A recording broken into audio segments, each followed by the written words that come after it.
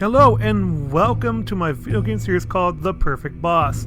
The purpose of these videos is to find the best video game bosses in various types of games or genres. Even if you don't enjoy this certain type of game these bosses come from, I think these bosses come to the most perfect definition in boss quality with these games. With that going forward, I want to introduce you to one of my favorite bosses of all time, and probably one of the best bosses in video games, Slave Knight Gale. Slave Knight Gale is a boss in the Dark Souls game series, but to be specific, the third installment in that series. He is also a part of the Ring City DLC, so unfortunately, if you want to fight this boss, you will have to pay for the DLC, or find the game with DLC included. And now we go into the history of how you meet the boss, because these are just as important as the boss mechanics themselves. You first meet Slave Knight Gale at the bonfire entering the Cathedral of the Deep. He is pondering in thought about something, kneeling in front of a statue, like he is asking for forgiveness or for help from a higher power. If you keep talking to him, he'll ask for your help in a personal matter. If you say yes, he will ask you to touch a cloth in his hand. This cloth looks like it was made to clean up a painting or have some kind of ink on it or some kind of material. But it turns out to be a piece of the painting inside an Orlando from Dark Souls 1. And touching it transports you to another world. The world inside of the painting. In this world, this painted world, you meet a small girl who has a pale complexion and seems aloof. She speaks aloud about needing something for her work, but she doesn't really seem to talk to you directly, even though you're talking to her. Later in the story, you realize she is painting a new world for others to go into, but she needs something for her painting. A soul. A certain soul. A dark soul. And she mentions a relative going to get the dark soul as well. And if you are astute, you'll realize that this is Gale, is her relative. You find yourself, after exploring the painted world or by going to the Soul of Cinder after the Twin Princes, in a place called the Drag Heap. The Drag Heap is just the beginning of the conversion of worlds in what seems to be the end of the world. Markers seem to be set up from someone who had been there before, showing you the way down, showing you the way forward. And these are shown to you by NPC like phantoms, or by poles with some kind of red cloth on them. Gale is showing you the way forward, and you will see why in the end. When you reach the center of all the chaos of these new lands, you find Gale much different as you saw him before. One once a man in desperation, and a bit humble, is now a savage monster, eating someone and drinking their blood to gain their dark soul. How do you know this?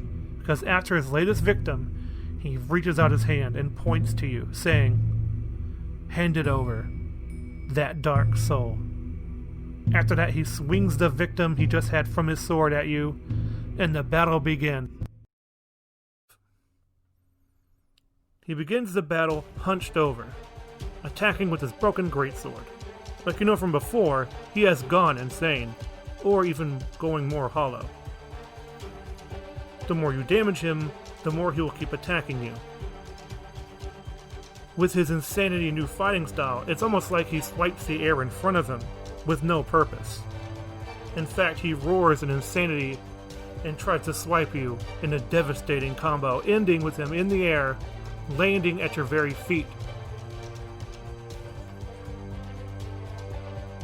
When Gale takes enough damage, a cutscene will play, where he sees his own blood on the sand.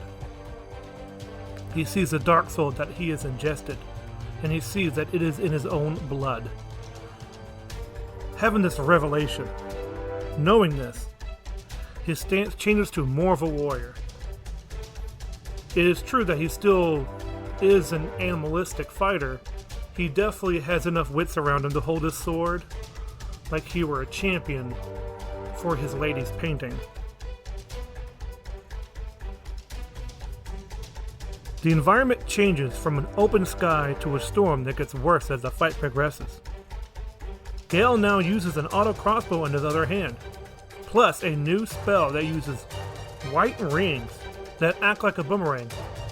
The third phase starts with Gale staggering around, and then his aura explodes, and from that explosion, red skulls home in on you. After this, the fight changes once again. Gale becomes more agile, now with more jumps in the air, and with longer combo strings with every weapon he has in his arsenal, becoming even more desperate. Also during his third phase, he will stagger again with his skulls attacking you, but also with lightning that surrounds Slave Knight Gale, making it even more difficult to dodge his attacks.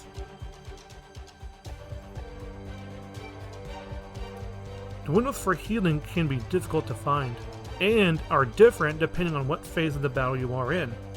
However, helping you out is that Gale can be staggered when he takes enough damage, making healing a viable option when he does so, or to deal additional damage.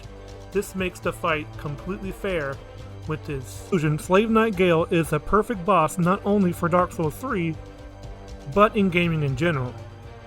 His attacks have clear tells even though they are fast in speed.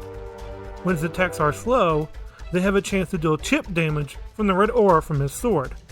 During the first phase, he continues to have more attacks the more he takes damage, and you sort of have to feel what he does massive health bar.